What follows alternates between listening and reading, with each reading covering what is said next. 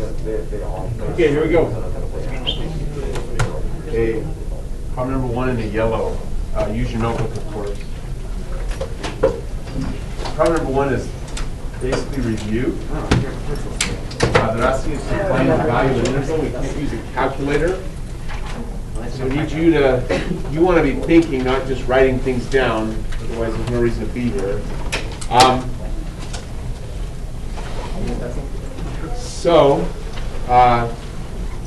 I'll pay points. Raise your hand if you can tell me, as I look at the problem, what's my very first thought?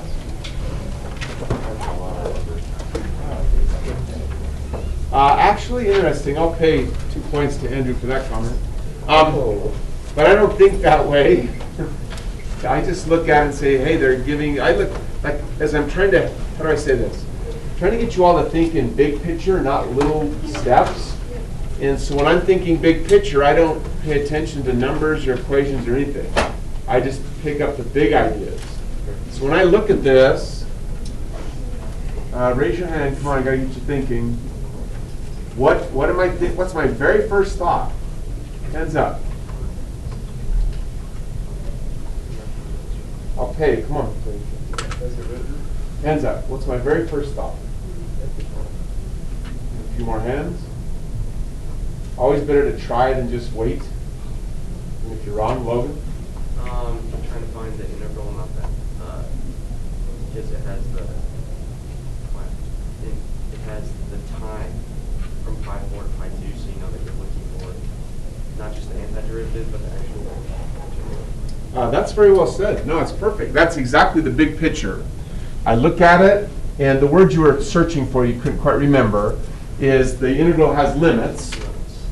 And so because the integral has limits, I'm like, oh, it's not just an antiderivative. But in that context, because I don't have a calculator, I realize that the fundamental theorem is telling me that I am going to have to find the antiderivative. So I'm looking here, and I'm thinking,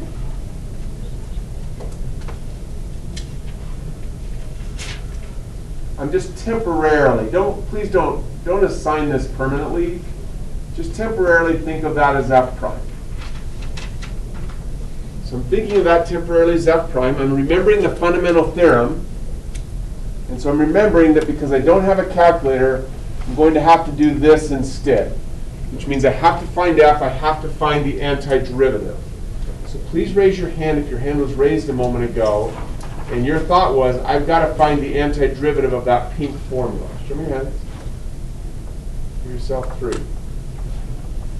Okay, we're a little sluggish this morning. Questions? Andrew's like, yep, we are. 2 more for Andrew. Okay. Questions? Okay. Now that I know I'm thinking antiderivative, my brain says I should use a rule if I can. But there is no rule for that. So my very next thought is use substitution. So we're trying to get faster at use substitution. So with practice, you get better and better at picking the right u. So let's give some points. Raise your hand if you can guess what I'm going to pick as my u. Hands up. Making a note to myself, ready to calibrate my board.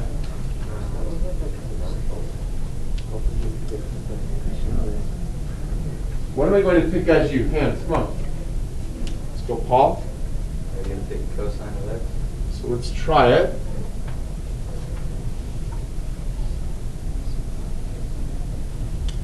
Raise your hand if you thought cosine x. Come on. 2 points. Next thing is you take the derivative of that. The derivative of the cosine is -1 multiplied by the sine. Question. Okay, you've got to get really good at noticing whether or not that was the correct pick. So raise your hand if you can tell me. Again, look, it doesn't matter if you're right or wrong. The only thing that's important is you're thinking with me, not watching me. So is this an indication that this was the correct pick? Raise your hand if you know. Come on. Try 10. Yeah, the first number is in the max. So this part here,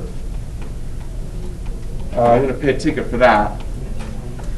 The multiplying constant is not important. We're good with that. The thing that you didn't notice is that I choose something to be u. I take the derivative. The derivative of my choice has to equal the other multiplying function. So right here, hands up again. Tell me, what are the two multiplying functions? Come on, hands. What are the two multiplying functions? Getting better now. Let's go math.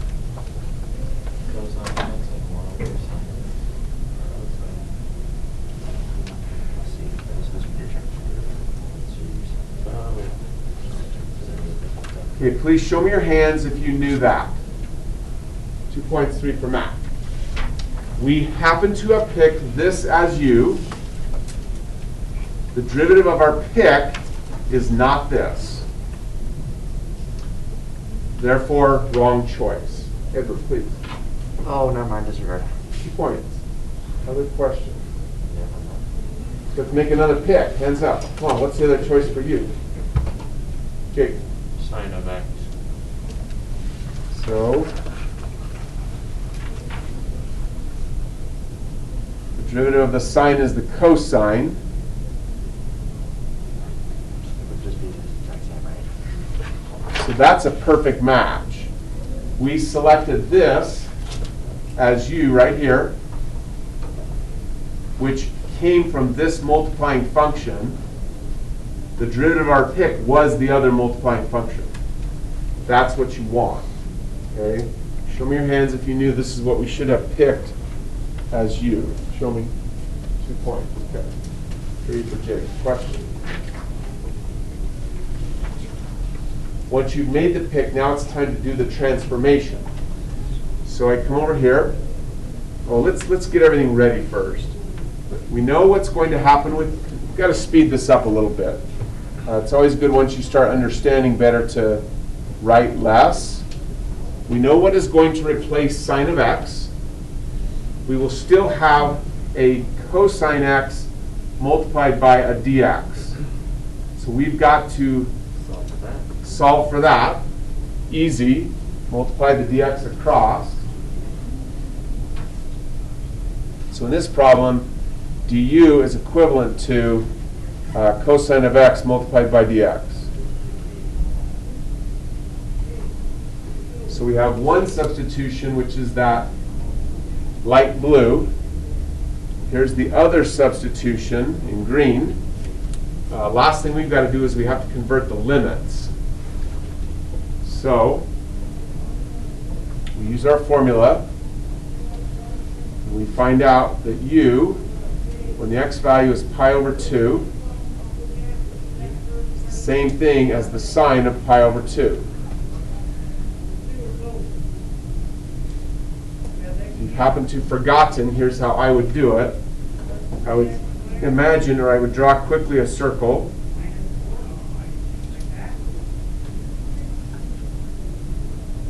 Sine, I rotate to an angle of pi over 2. The word cosine resembles the word across. So I can't remember how to spell across. Jeez, that helped a lot. So the word cosine, please ignore the initial spelling. The word cosine resembles the word across. Yeah, that's nasty. So cosine is the across, sine is up down. So since I'm right here at pi over 2, the value of the sine is going to be 1. So this is equal to 1. Now I can do that again if that would be helpful. You just have to tell me to do it again. You have to be able to do it on your own.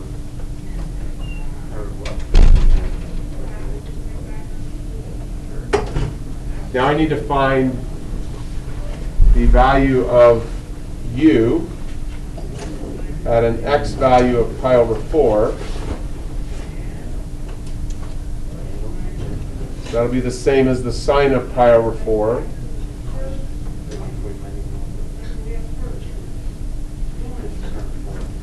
Pi over 4 is the 45 right there. You should have memorized that the sine and cosine of any angle involving a 4 is always root 2 over 2. Although sometimes the value can be negative, sometimes the value can be positive. So what I notice is right here, cosine is the back and forth, sine is the up-down distance. So because I'm going up, this value is positive. Questions? Or you don't need me to repeat anything. Do it again, say it differently. Anything.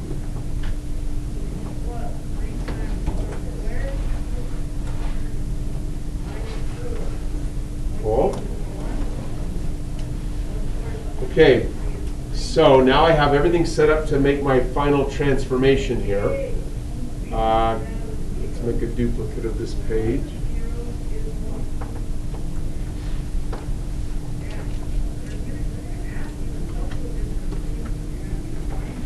There we go.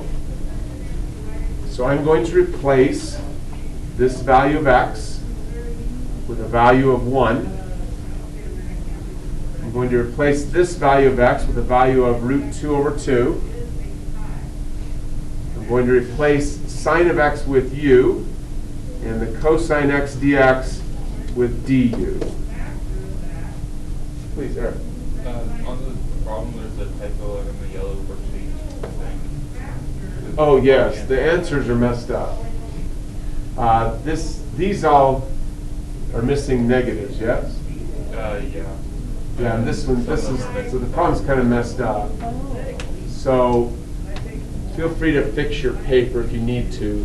We're doing it together in class, so it's not super important that you fix the multiple choice answers, only that it makes sense where we're going. But no, it's perfect. Thank you. I forgot about that. Anybody else?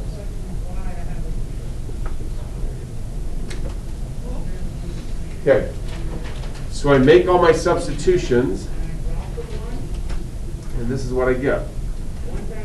I get a brand new integral from a u value of root 2 over 2 to a u value of 1. And I end up with 1 over u du.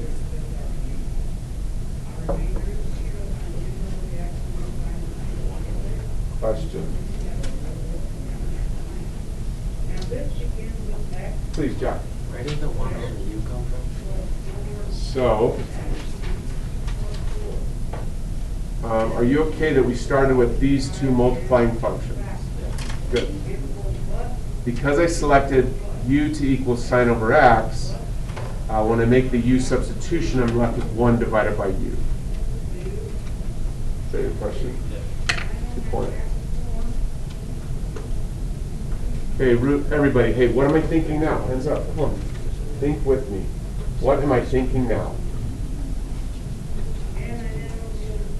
Wait for a few more.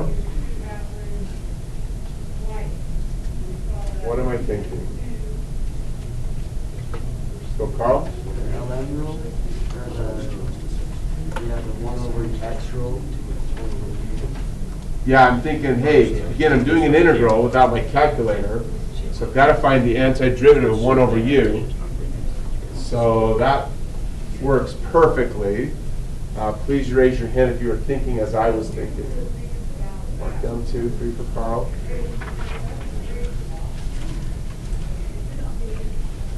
Okay, now be careful here. Look.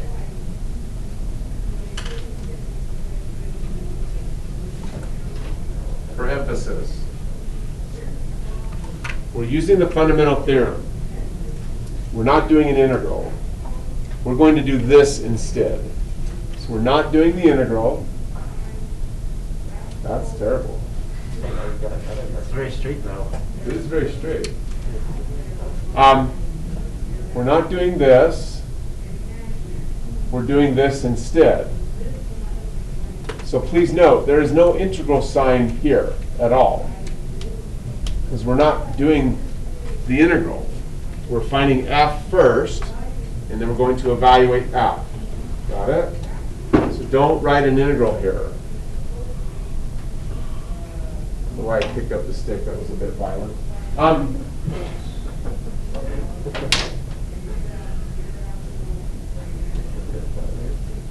So I get natural log, absolute value of u, evaluated at 1 and root 2 over 2. That's the correct notation. Questions about anything? Anyone want me to do anything again? Please. So right here, you don't have to write down plus c. Good comment. No, we talked about last time, 3 points for that one, that there's no need to write the plus c. The grader understands that in the subsequent steps, the two c's will end up subtracting to 0 anyway. Perfect. Please. Do we have to have that brown step written, or can we skip that and just go to like ln, or like the natural log of 1 and the substitution? So Zaren's question is, can I write this? I wanted a different color too. Hold on.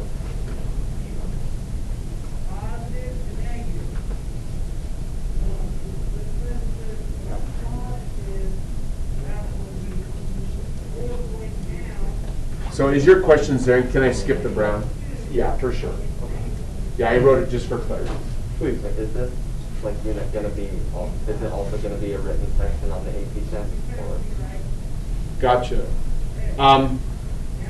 What we're practicing really in the buff, pink, yellow, and even the blue assignment next time is primarily how do I find the value of integrals without a calculator? And that idea does show up in both sections. Multiple choice, of course, there's no requirement for anything that you write. You just have to get the right answer. But on the written section, Zaren's correct. This isn't necessary. You don't have to write it. Anybody else? 2 for Andrew. On the written section, following up on Andrew's comment, you should stop here. Don't keep going. That's it. Just quit. Multiple choice, I have to find my answer. Natural log of 1 is 0.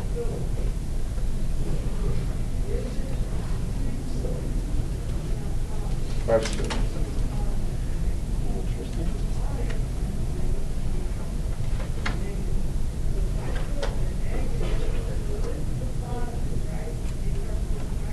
Cool.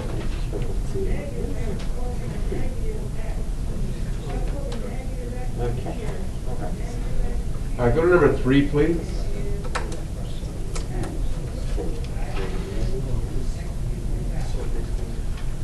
Okay, raise your hand. What am I thinking? Come on. Hands up. Number 3, what am I thinking? Number 2 is very much like problems you've already done on the buff and the pink, so I'll let you do that yourself. Come on, more people. What am I thinking?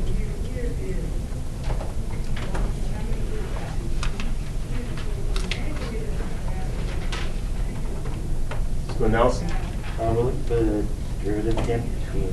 Antiderivative. Antiderivative, sorry. 2 over 2. So I want that antiderivative. How many knew it? Come on. 2 points, 3 for Nelson. Doesn't fit a formula, so my first thought is use substitution. So I try a couple things here.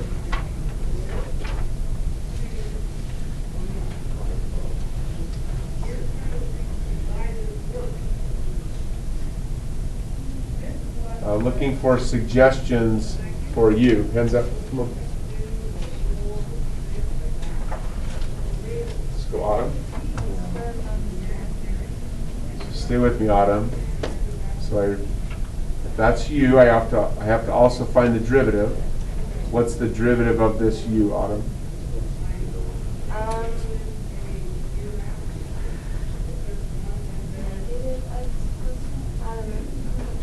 No worries. Somebody help her. 2 points. What's the derivative, Jake? Isn't it just x?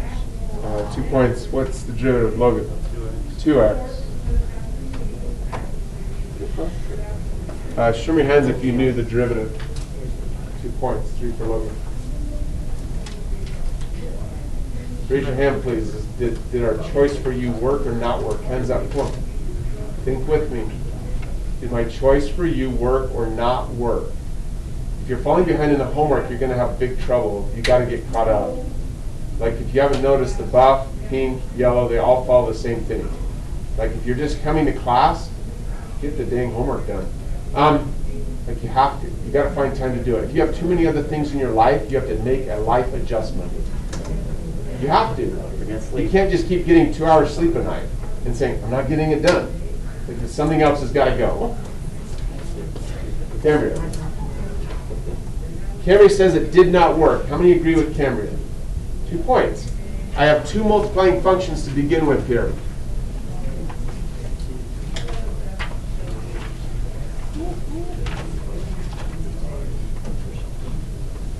Hands up. What are the 2 multiplying functions? Come on. What are the 2 multiplying functions? Jackson. 1 over x plus 1 and x squared minus 1.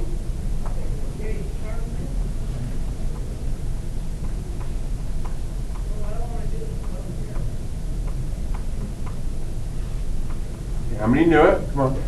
Points 3 for Jackson. So I made my selection here. This is u. The derivative of my choice should have been this. It was not. So that's the wrong choice. So I have to try something else. Hands up. Other choices. Let's go ahead. The other choice is x plus 1. So stay with me. Edward, what is the derivative of x plus 1? 0, right? Or 1. 1. Okay, how many knew the pink before we wrote it? 2 points. So that doesn't work either. So look. So this is the first problem we've encountered. Oh, Eric, please. Couldn't you throw the x so it's inverse, and then it's like x to the negative first, and then take the, like, do the u substitution then? You could do this. Be a little careful here.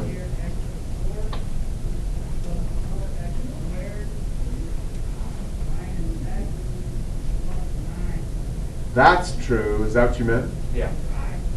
Well, you've got a good thought. I will be honest and say that it's not going to work, but you do need to know why it doesn't work. What were you thinking to select as u? Go ahead. I was thinking about, sorry, I haven't really thought of that much. Oh, no worries. So the inverse is not a bad idea, because sometimes that really does help. No, really. In this case, it doesn't, because if I pick x plus 1 as u, the derivative of my choice is still 1. That's not this, so that still didn't work. But not a bad thought at all. It does help sometimes. Okay, this is the first problem that we have encountered together in class where a formula doesn't work and u substitution also does not work. You have to be prepared for that on May 4th. Okay? That does happen. When it happens, your only option is to try and think of something else to change what you have into something simpler. Can't you factor it? So how does it factor, Andrew? Just you factor out the x squared minus 1 to it. X plus 1, and then x minus 1, and then x plus 1.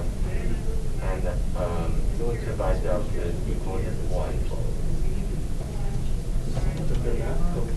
We're almost at a square root.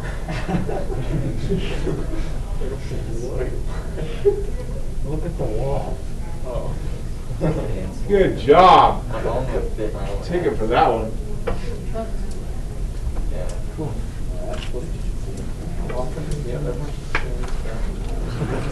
Nicely done.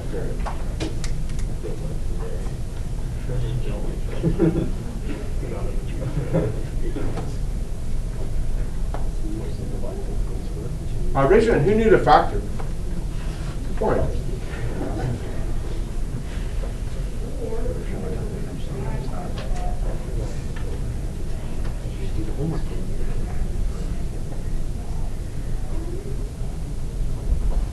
Okay, raise your hand. What am I thinking now? Hands up. Come on. Hands up. What am I thinking now?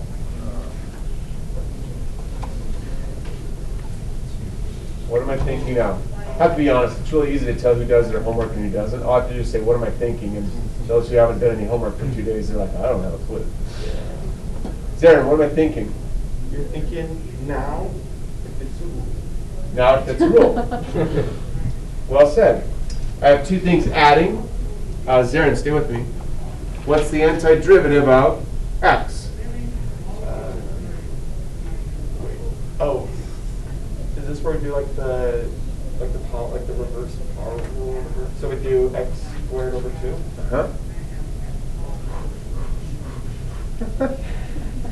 Heavy breathing. Zarin, what's the antiderivative of 1? Negative x. Let me help you. So you had something, you took the derivative, you got 1. What did you start with? Carl? Negative x? Just x. Yeah. I have the negative right there. So, yeah. Don't forget the parentheses. Bar 1, 2. Okay, how many knew this antiderivative? Show me. 2 points. Okay. 3 for 0. Questions? Anything?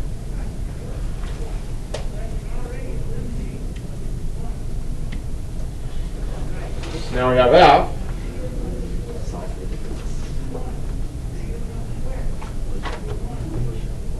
We evaluate f at x values of 1 and 2. So in the written section, we take one more step and stop. Don't forget equal. So we would get plug in 2 squared divided by 2, subtract simply 2, minus, I'm going to make a mistake on purpose. If you can tell me the mistake I make on purpose, I will pay you.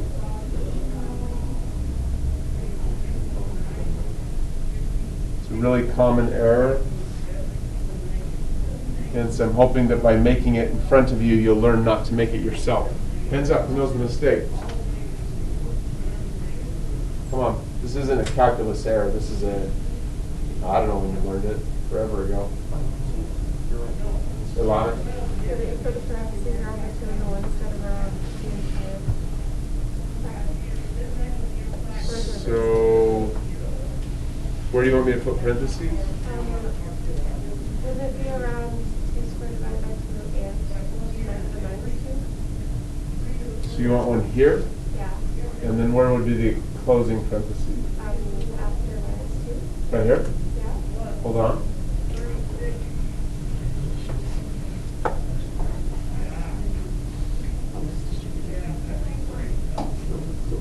Is that it or any others? And the other half. So are you thinking that it's hard to, I totally get it's hard to tell someone where to put parentheses. Is that what you're thinking? Yeah. Good. 3 points for Lana. How many were thinking that? 2 points. You actually don't need the first set, but it does seem to help people to have them. Somehow it just triggers a memory of like, oh, I gotta have this, subtract this. The first set isn't needed, but the second set is required because this negative has to distribute. This negative right here. So you're going to get 4 divided by 2 is 2. Subtract 2, that's convenient.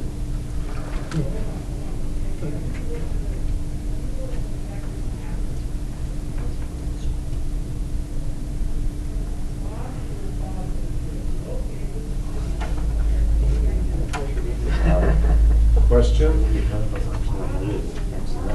Please.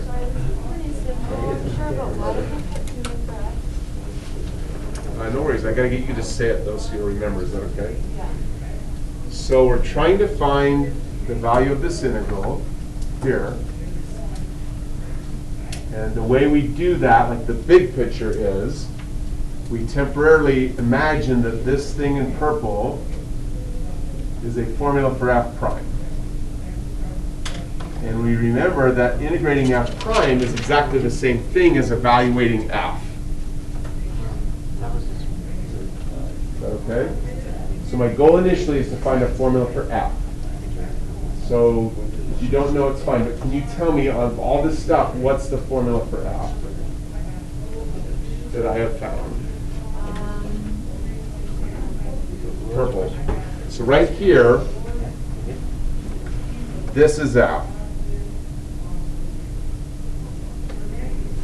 And the bar is simply a notation for take that f and put into f two different values and subtract. So we're just using the fundamental theorem to, in place of finding this integral, we're going to find this instead. So, come on. We found f. We now put into f a value of x equal 2 and a value of x equal 1, and we subtract. Oh, okay. See it now? Yeah. Very good. Please. For this problem, can you like factor instead of using substitution? Because U substitution would not work. Yeah. Yeah, it's crucial to notice that okay, most of the things that you learn in a math class or physics or chemistry or anything are like rules that just always work. U substitution is different. It's like, it's a tool that only works in some situations. Now for the AP test that you will take, the good news is it's either going to be a rule right away. You might have to do a little bit of kind of tweaking to get the rule to fit, or it's U substitution is your next best option. Third option is just got to do something. Yeah, I've never seen a problem where they just make it impossible. Can you use U substitution if after we factored there was another, like there was just, it didn't work after we factored it? So like for example with the x plus 1 over x plus 1 in that green right there, and then like the x minus 1 over 1, if those factors didn't like go together, like would U substitution like be necessary? Like is there a situation where that can happen? I've never seen them give you a situation like that, but it could, I suppose. Yeah. Please. Did you ever factor instead of U substitution, or is it always you factor if U substitution doesn't? Oh, really good question. My experience with doing lots of AP questions is I always look for U substitution first, because I've done enough, and I'm hoping you're going to get there as well, that I can do the little checks quickly in my head. Like watch, look up. When I looked at that thing, the first thing I did was I said, the derivative of x plus 1 is not x squared minus 1. It's not even close. The derivative of x squared minus 1 is 2x. That doesn't work either. So I like that fast said, hey, I don't think U substitution is going to work. And so I went right to something else. That's what I always do. Is I do the little U substitution test mentally. I don't write anything down. And once I can tell that U substitution looks bad, I go looking for something else. Does that answer your question? Yeah. Perfect. Okay, here we go. Keep going.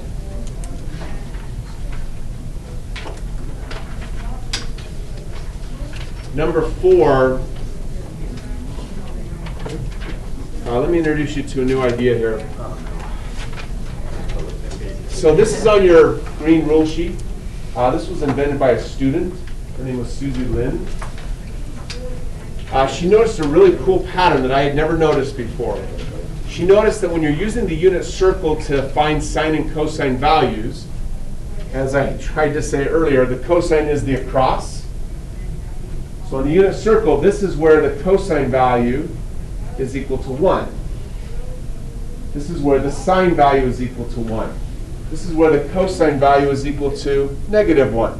And the sine is equal to -1.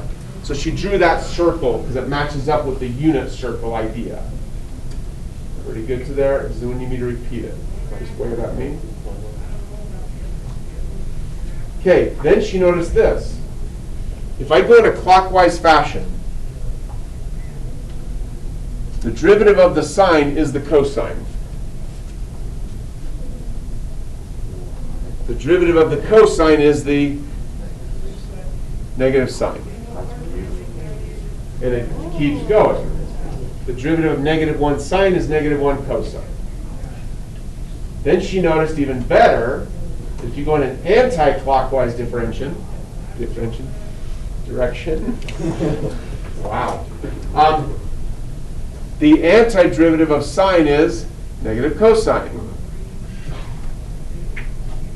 So that's what she likes to do instead of memorizing the formulas. I think it's really smart because it's super easy to get the positive and negative mixed up. Question. Anyone need me to do it again? Sweet. Look, next thing. I told you when I handed you the green sheet, don't memorize the right-hand side. Only memorize the left-hand side. You remember that? Yeah. Here's why I don't memorize the right. I don't have to. This is the sign of ax plus b. The a is 3, and the b is 0. Question. The a is 3 and the b is 0. So you need me to talk about it more. So this won't work with the regular rule. The regular rule would only work with sine of x.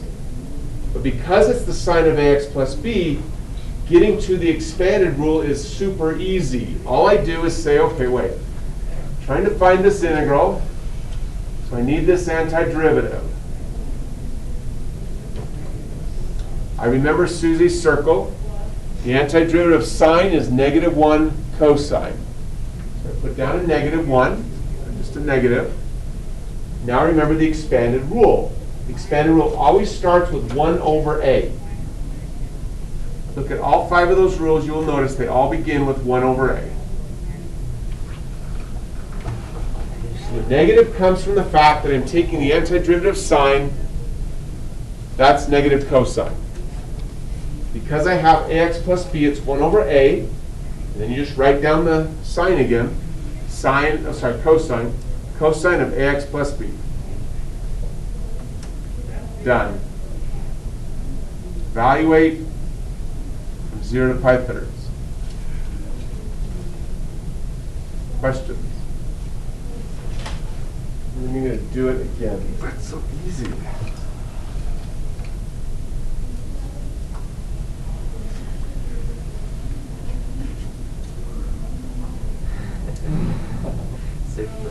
I wish I had a magic button I could just press and it would start playing a song that has that line in it, but anyway, okay. I'm sure there's more than one. Oh yeah, who sings that? Oh. There's a song that's called It's So Easy to Fall in Love. So anyway, if Mr. Rector were here, he would sing it for you. Okay. Let's go. Questions? Awesome. Okay. Hey, I'm gonna let you finish that one at home. Now you just plug stuff in and do the arithmetic. So keep going.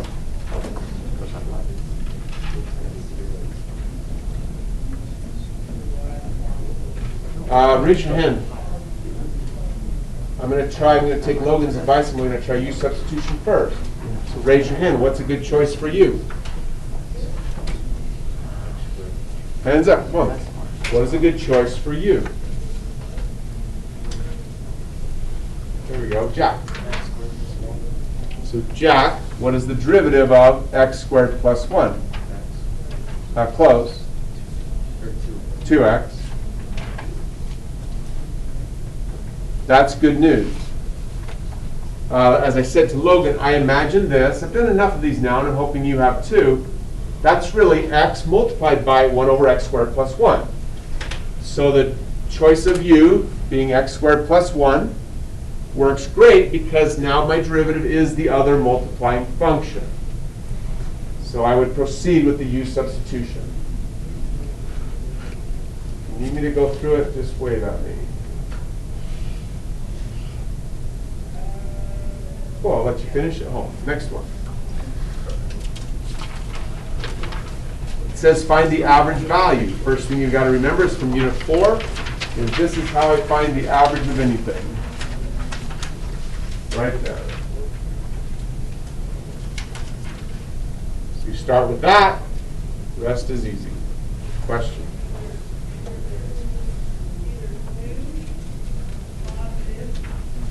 Worthless trivia. That instrument over there that I worked on for, I don't know, 4 years of my life, it does this right here, electronically. It measures sound levels. It takes a sample of the sound level in its environment every 32 times a second. And then it averages like this. So, worthless trivia. Please. So, would the 1 over x be the f prime, or the f of x that's in the integral, like the f of x dx? Right. So you're going to end up with this. I'm going to end up with an integral. Let's see, 1 over 3 minus 1. Integrate from 1 to 3. 1 over x. Because think of it this way, Logan. If I'm going to average something, I've got to add up all my values, divide by how many I add up. Mathematically, this and this takes care of adding up all the values I want to average.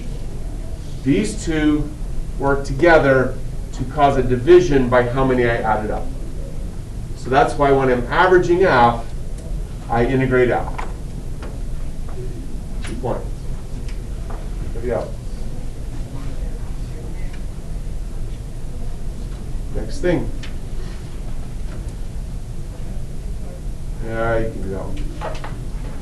8.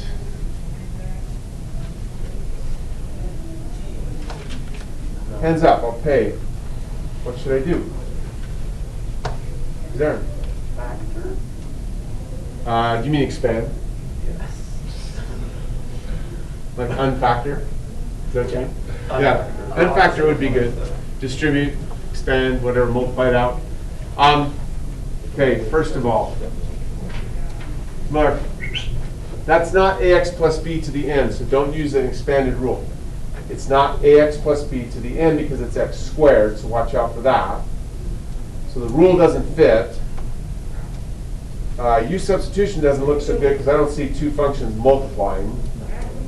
I mean, I guess I could think of it as X squared plus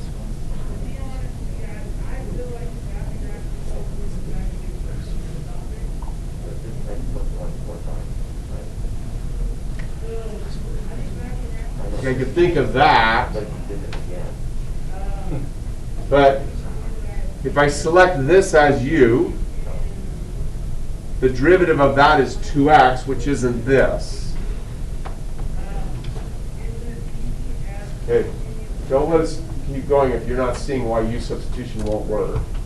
Like, you have to be good enough at u substitution to identify when it will work and when it won't.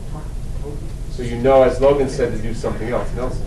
You can end up with x plus u, x squared, and on the other side it's going to be 2x. Those just don't match. Perfect, perfect, perfect. Question? Okay, listen carefully to these words, write them down if you find them helpful. When u substitution doesn't work, it is very common to try and change whatever you have into simply things being added. That's what we saw here.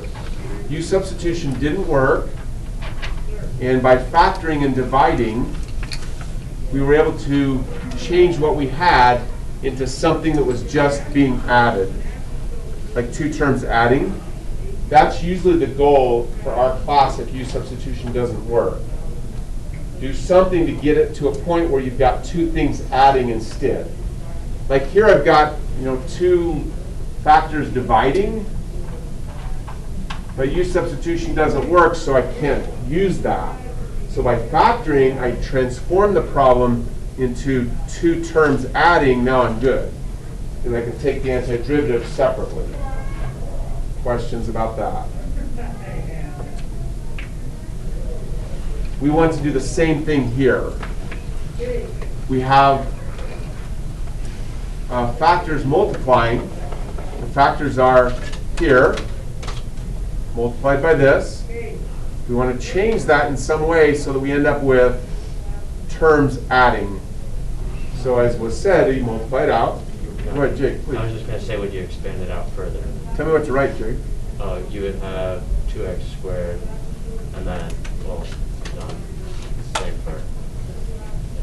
Yeah, that, and then you do. So when this times this is x to the 4.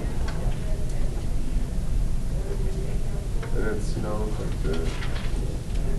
Maybe 1x squared, but you have 2 because it happens twice. There we go. And then you have plus 1. And then please don't forget the parentheses, because all of that multiplies by dx. So I've successfully gone from 2 factors multiplying.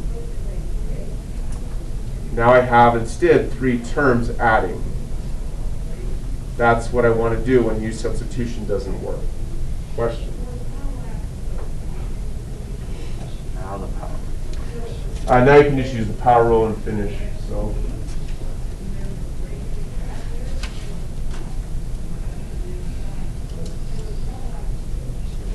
Questions?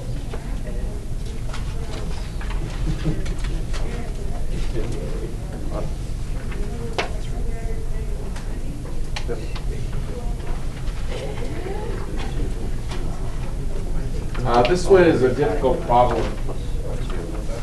This one requires that you remember a derivative that's less commonly used. So I put it on the board to help us remember way back in October. The derivative of the tangent is 1 over the cosine squared. The derivative of the tangent is 1 over the cosine squared. Right here. So that tells me a good choice for u is tangent of x. Because now the derivative of my u is the other multiplying function.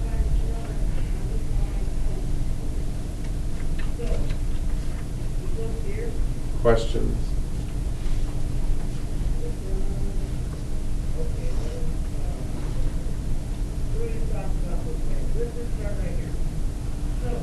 So now I end up with, well, we should keep doing all our substitutions here.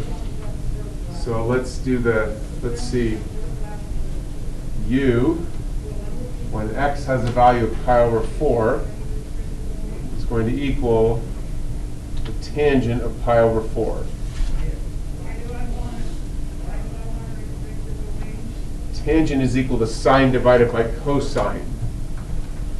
So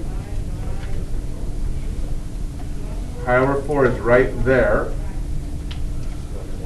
At any angle involving a fourth, the sine and cosine values are both the same. They're both root 2 over 2.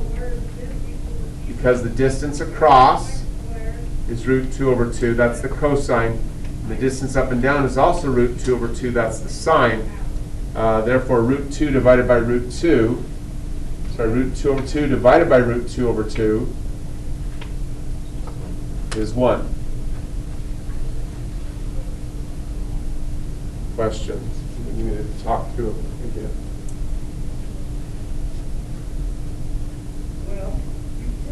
Carl, no? Yeah. Well, I'm just thinking ahead for what u of 0 like that. No, you're doing great. So u of 0, 2 points for Carl, is going to be the sine of 0 divided by the cosine of 0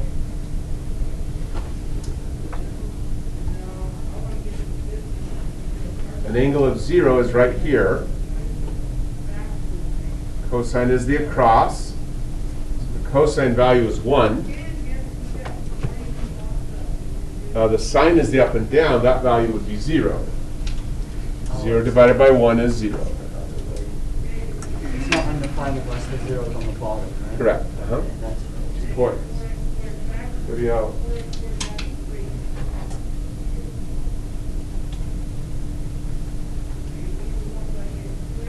So my brand new problem is going to be the integral from 0 to 1,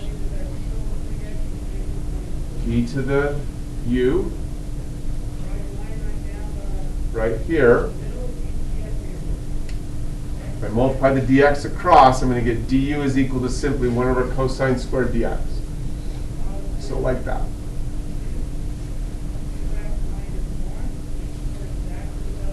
Question?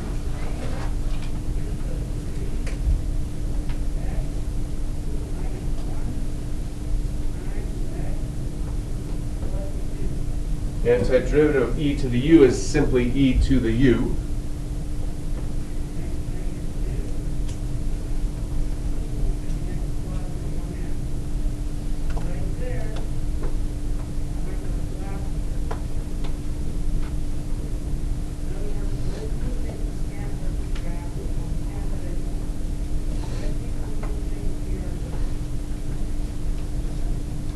Questions about anything?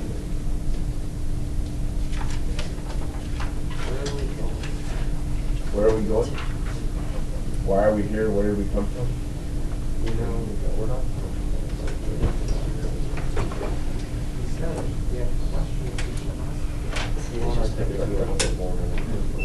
I have Miles have you for just a Uh-huh. moment? Less than 30 seconds even? 45 is good too. So. Okay.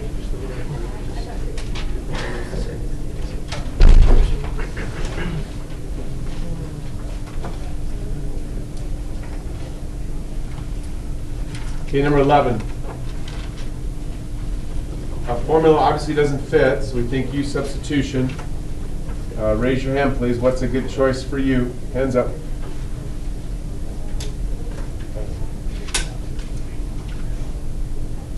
What's a good choice for you, Daniel? So stay with me. So Daniel, what is the derivative of x squared subtract 1? 2x?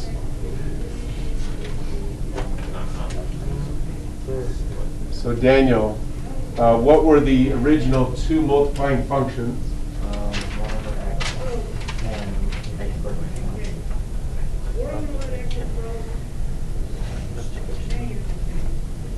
1. So Daniel, our selection of u equaling x squared minus 1, good or bad? How many saw? Show me hand. 2 points. Questions? Please look. So on that first thing, when we learned use substitution, you said that like when you're looking for u, it must be like e to the u, or like e to something to a number, sign or something, cosine only of 1 over something. So can't you always just know that if there is going to be u, it's always going to be at the bottom if you have a fraction like that, because it has to be the 1 over. Oh, gotcha. I'll pay attention in a second, though. There are cases where, like what Eric thought, that you can move what's on the bottom and it actually helps. It's not an absolute, like I can't tell you that it's always going to work. The pattern you're seeing is common. And so here you're like, yeah, that doesn't fit the pattern. So I just do kind of a couple of quick mental checks. And I'm like, yeah, this use substitution doesn't seem to fit. Is that your question? Yeah. It's very good. Anybody else? So I've got to go from factors that multiply to terms that add. So you don't have any idea how to get this from being these two factors dividing, or these two factors multiplying, into two terms that are adding. It's actually rather simple, but if you haven't seen it before, sometimes it just doesn't seem to appear. Like I know the first time I saw it, I stared at it for 5 minutes before I finally thought, oh, easy. I just didn't think of it. Anyone seeing it? Trying to get two terms adding. Miles, please. Is the x squared minus 1 is x minus 1 times.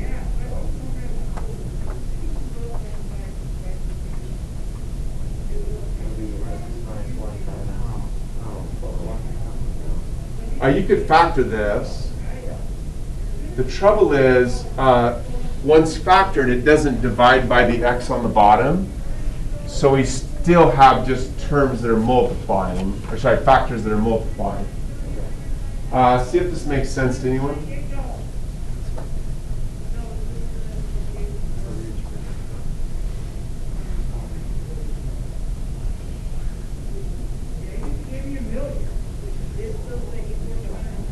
Stare at that. Make sure it makes sense to you. That's legal. Oh my goodness. Oh my goodness is the appropriate response. I don't have a song for that one. Yeah, it's just when fractions add, the denominator stays the same. So I was able to quickly change that fraction into two terms that are adding. Because if I add them back together, I'm back to here. Question? We can talk about it as long as you need to. I've seen this trick on, so Logan was asking kind of like, what little things do they do on the AP test? I've seen this one many times on the AP test. Like just split it up. Eric, please. So then you could factor out the x in the first one and then do the ln of x in the second. There we go. Because this is the same as what, Eric? X. X. So now I can use the power rule on the first term, and as you said, Eric, I can use the ln rule on the second. Because I can do them separately. Question? So you just do it.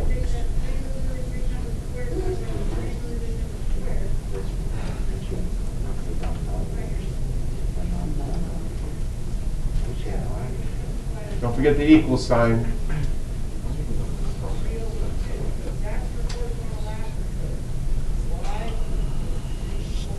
Don't forget your parentheses. Questions from anyone about anything other than where are we going?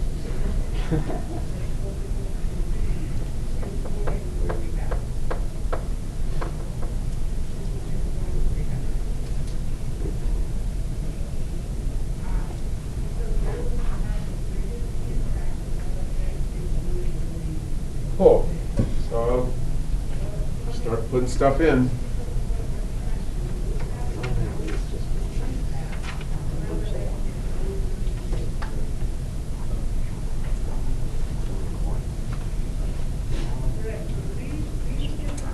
Don't forget that big parenthesis there.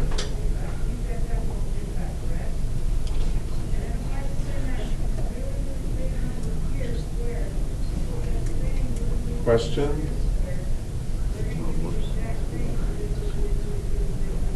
Please. So on the below the blue and the brown right there, you have it as x minus 1x, and then in the one like where the arrow goes to, it's back to x squared over 2. Is there like a reason that you changed between the two?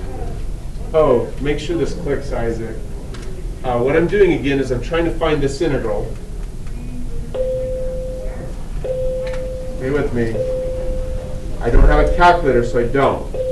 What I do instead is I say, I'm going to think of this as being f prime. And instead of integrating f prime, I'm going to evaluate f. So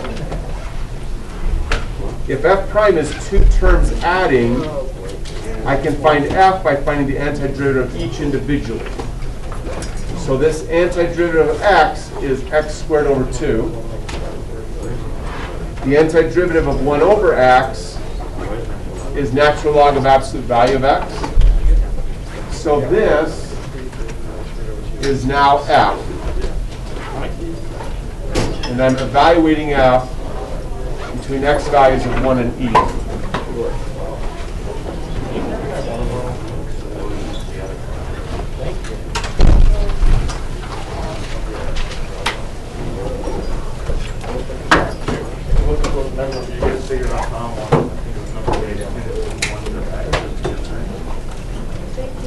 You're welcome.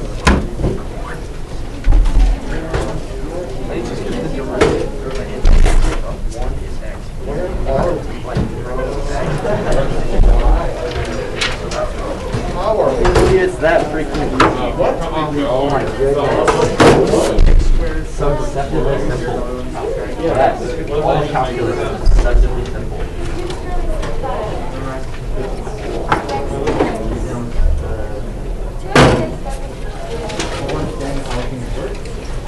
No, but whenever there's a multiplier,